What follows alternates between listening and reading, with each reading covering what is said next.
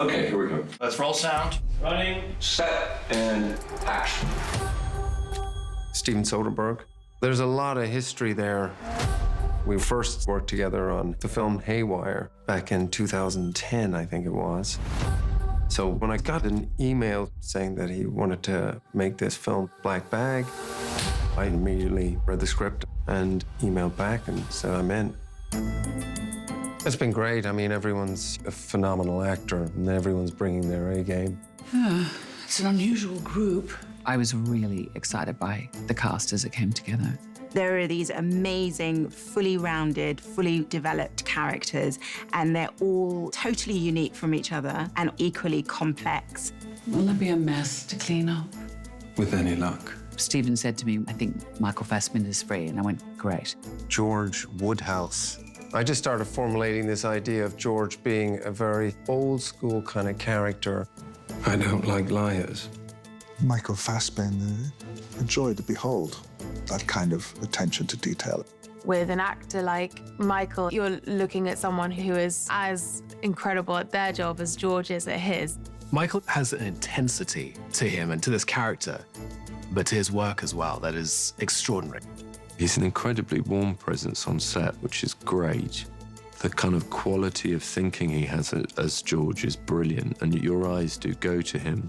Well, early on, just trying to find inspirations for the character. Really, my preparation was just the text, as it kind of always is for me. I just end up, reading the text a lot. After a while, it just sort of gets in the bones somehow. George! Sorry. Cate Blanchett, absolutely impeccable actor. Her beauty, her intellect, her humanity is incandescent.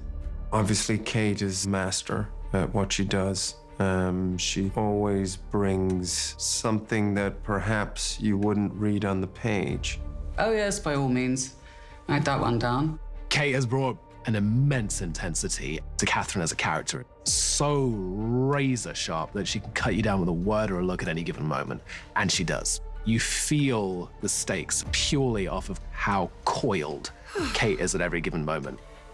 I haven't had this much fun in years. Cate is just so humble and down to earth, and she really put me at ease. I'm leaving. Sit down. And so I was able to just really focus on, totally settling into being Zoe. Come on. Why us? I'm curious about people. Dr. Zoe Vaughan is one hell of a complex woman. I like a dirty story. It's not a crime. In doing my research for the character, I actually sat down with a psychologist and we went through the scenes that she has with her patients, and the psychologist said, there is no way any therapist would operate like that. I always know when you're arriving, because the aroma of hostility wafts in ahead of you. She's extremely judgmental in the way that she treats her client, and that's not what any trained psychologist is meant to do. So I think what Zoe's done is she's kind of taken the rule book and thrown it all out. What about the times we had our little sessions over there? Stokes is a moral absolutist. Whether he admits it or not, I think he does at certain points in the story. So we're all horrible people, is that what the point is here? I'd met him around and about, and it was a really tricky part to play. This is all conjecture. Because you have to play someone who is just on top of his rage. Just. And it would have ended the fucking war! I absolutely loved working with Regé. He's an amazing actor, and he's amazing to look at as well, let's be honest. But it's my turn now, right? Clarissa is relatively newer in this world, and she likes to present herself as incredibly strong and fierce. I had to do a bit of research. There's lots of jargon and making sure that what I was saying was accurate. And, it was very interesting to sort of look into that kind of thing. Marisa Abela, she's fantastic. Marisa, who's just so fabulous. And Tom Burke, who I'd never worked with before. It was stuff that they had to do right off the bat. I love the dynamic that Tom and her created. Is this some sort of prank? I really enjoyed watching the two of them play off each other. I hate you so fucking much. I have slept with no one but you for the past year and a half, you sweet, fucking lunatic. Freddie Smalls has a friendship with Catherine and George that we glean goes back some way. Nobody can lay a glove on Oedipus over there. Careful, Freddie. It's common knowledge. Well, that's for him, not you. I guess like most friendships, it's actually quite complicated. You do get the feeling that it's not just all fun and games and laughter. He's so talented, and there's that moment where we're really going at each other, and it's been incredible to get to work with him. Get some help! With Arthur Steven said, just find your moves. He said, you're not sitting down, you're just moving the whole time as the character. The tableau of the character was very much on the page, so all you have to do is follow the score. We'd be rid of the prick once and for all. We didn't do it. But it was a damn good idea. His morality is questionable. He wears beautifully tailored suits. He survives on one kidney and an ego that is a mile long, and is quite malevolent in his own way. What's happening in the scenes is always incredibly generous, and you get that throughout this cast. So you believe this was just spontaneous? I'm assuming so, until I see reason to believe otherwise. Everyone involved in this are at the top of their game. And the players involved are par excellent. A very dangerous line of work. I'll say. Steven has done such a wide, varied body of work. So it's difficult for me to say, other than I completely admire his process, that I know anybody else like him. I mean, to prep a film, come and direct the actors, wrap early, then go home, edit, deliver a sequence to the HODs that night, and know whether we need to pick something up. He's an extraordinary filmmaker, so you always have to be on your toes, and you always have to be ready for him and on your A game, because he's moving at 1,000,000 miles an hour. Should we get these ADR lines and then we can send everybody? Yeah. I think when you feel somebody is as prepared as he is, you just feel like, well, that's what we all have to do as well. He's so sure about what he wants and what he's got in the can, so you can really trust him in that way. We hit the ground running. And because Steven's operating the camera as well, there's a lot of security within that relationship between director and actor. You know that you're in safe hands. When we do the Westminster thing, say yes the first time and say no the second time. Okay. Because you're trying to show him that. Yeah. You know, I'm flat. Yeah. His process really allows the space for your work to be specific, because it's not like you're gonna do this bit 25 times in a wide, in a close, in a mid. He's editing as he's shooting. Give me a happy. So it becomes a lot clearer to you what the narrative arc of this scene is as a storyteller from his point of view, not just from mine as an actor. George, I'm naked out here. Are we doing this or not? Go. It can get very time-consuming when you have someone who waffles and doesn't really know, and they're trying to find the essence of the scene. It just breaks your back as an actor and the crew. But this man is surgically, brilliantly perfect. He feels often more like another scene partner than a director. He'll always wait to see what those unexpected things that happen are from the kind of generous cast that he pulls together, and then find his way of capturing that. And so you get immersed very easily. I've never heard him say, okay, try it like this, or I envisaged it like this. And that's because he just completely trusts us as actors. And that's really rare. It's the key thing. And you have trust in spades with him. Well, what are we going to do about that? It creates a sort of energy because what comes out is dynamic in terms of character relationships. Have you shared your suspicions with anyone else? Of course not. This is the most sophisticated I've ever felt in anything that I've ever been in. And I absolutely loved it. Everybody's ready when they come to work. Everybody's in the rhythm together. And Steven's got a lot of confidence in us, so it's just been great. Here we go.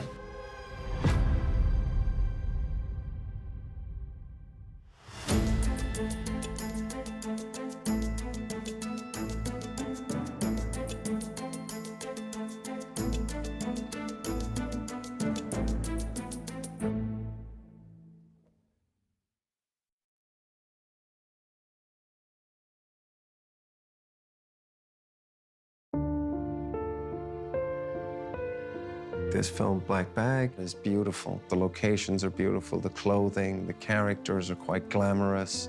There's that element of fun that Steve has injected into this story. Chana masala is fantastic, by the way. Absolutely delicious. Thank you. We always knew that we wanted to make this spy thriller epic. We wanted to make it bigger than what was on the page. None of this is normal. No, it isn't. What we all were very anxious to do was make London a very cool, glamorous, new kind of environment for one of Steven's stories and to elevate the spy thriller genre. What's on the menu? Fun and games.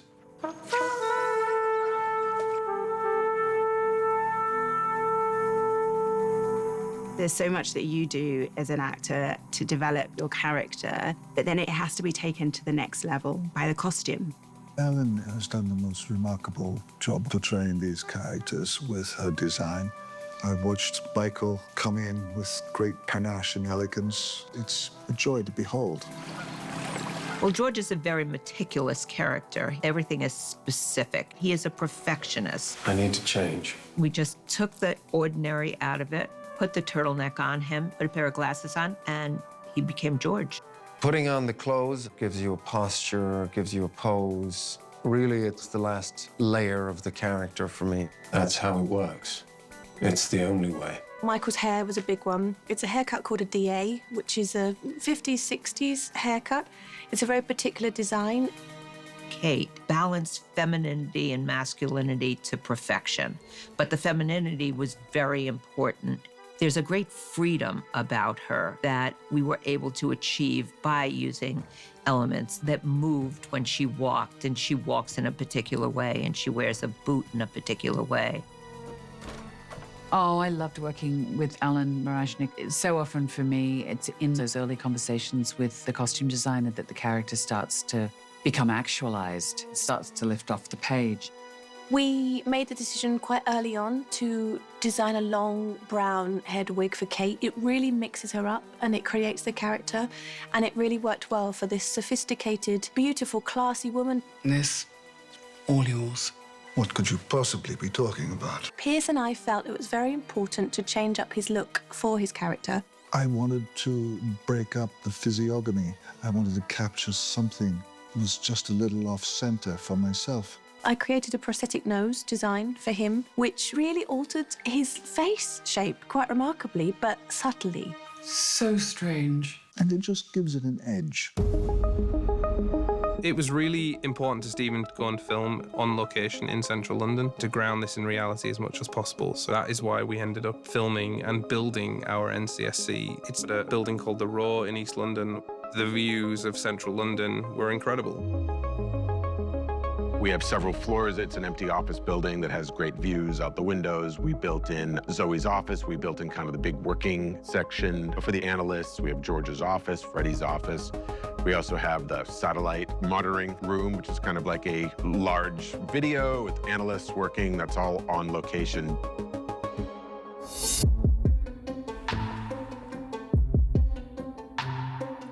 I remember when I first talked to Steven about how much do we build versus locations. We said, oh, we'll probably build the dining room. And then cut to, we built a street, we built almost an entire house, but it was all necessary because of the scenes we were playing in there.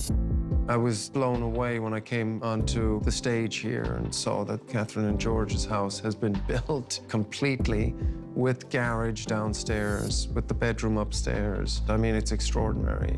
This is beautiful. The joys of not having children, eh?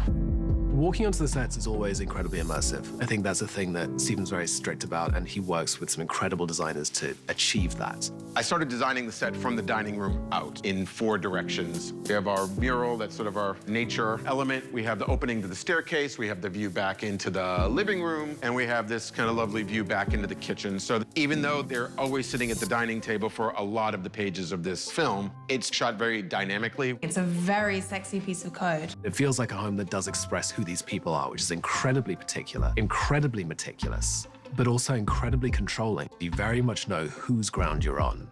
I walked on that set and I thought, Catherine is not a homemaker. I kept thinking, this is all George.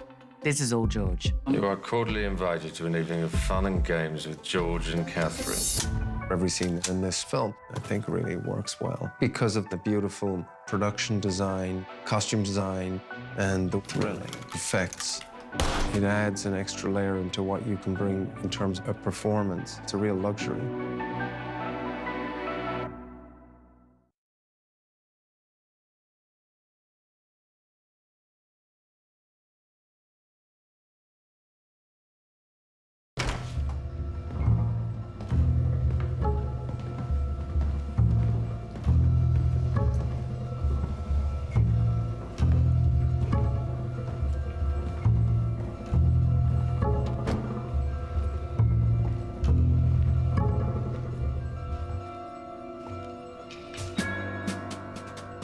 As I said, I felt this was outside our normal reporting parameters.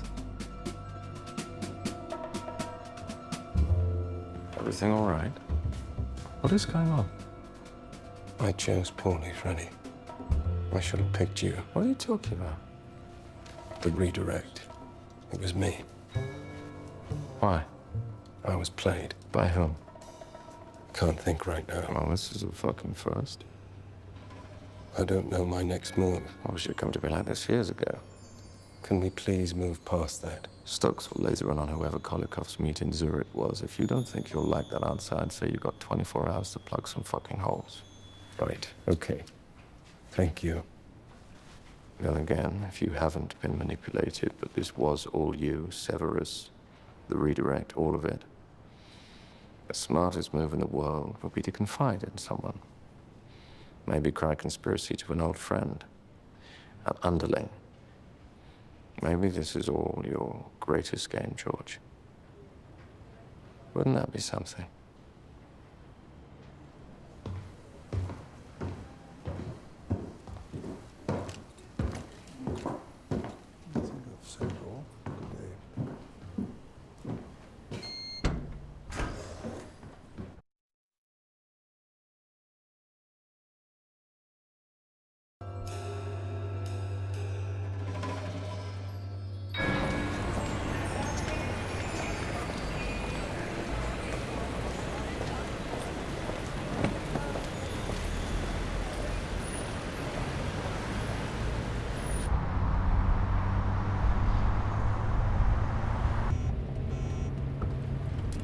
Hello? It's Anna Coe. Miss Coe? Oh, Miss Coe, I'm so sorry for your loss. How can I help you? Your husband met with Philip a few days ago. George did? Yes. I see. And now he's dead. Philip's dead. I know why they met. Do you? Yes. I know about Severus. I know what he can do. Let me ask you an important question. Have you spoken to George yet? Why? So that I could have a heart attack too? Where are you? Can I come see you? You're married to him. How do I know I can trust you? You've already decided to trust me or you wouldn't have called.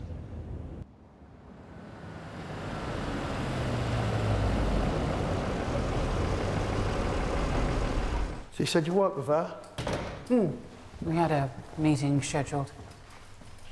Can I see some ID? Forget it. Better I don't know with you people.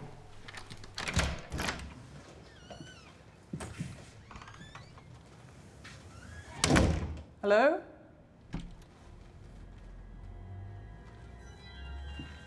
Anna?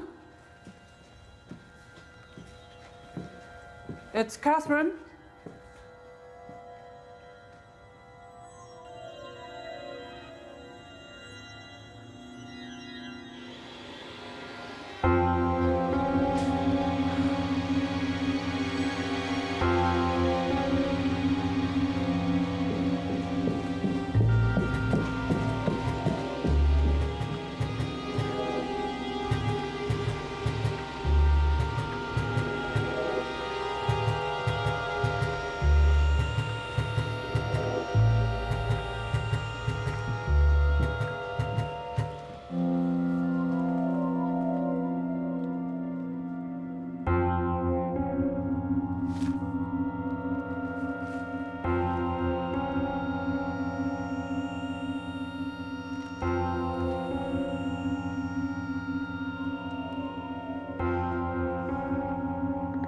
intake. KW 0214. How should I direct your call? I need to speak to the Sioux. Connecting you now. What the hell are you into, George?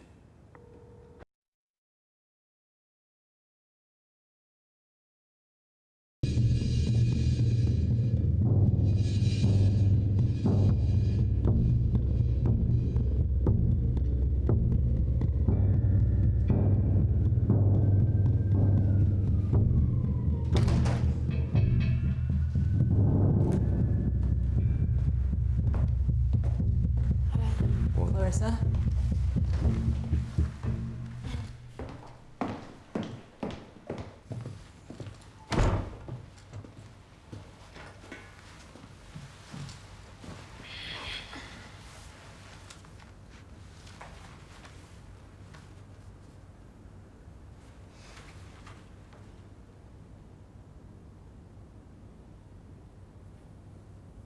So how does this work? Tell me about your weekend. Sorry.